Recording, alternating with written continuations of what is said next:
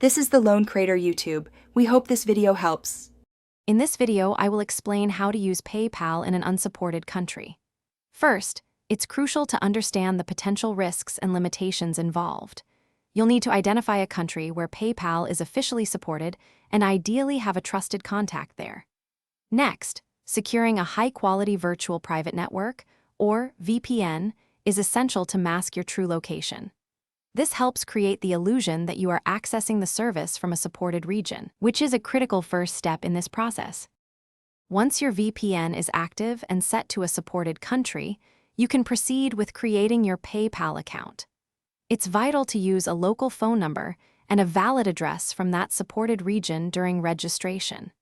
Be prepared for PayPal's identity verification process, which often requires documents such as a utility bill or a bank statement. This step is crucial for maintaining the legitimacy of your account and ensuring smooth transactions moving forward.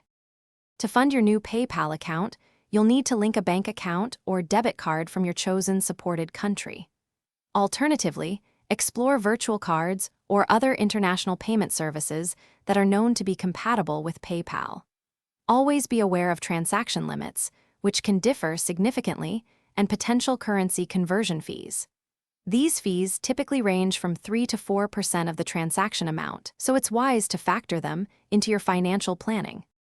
To ensure the longevity of your PayPal account, consistently use your VPN every time you log in.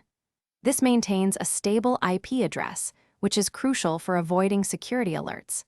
Try to avoid frequently switching your VPN location, as this can raise red flags with PayPal's security systems.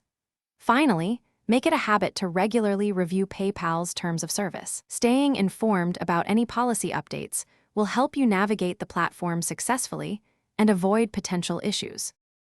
Thanks for watching. Consider subscribing if we helped you.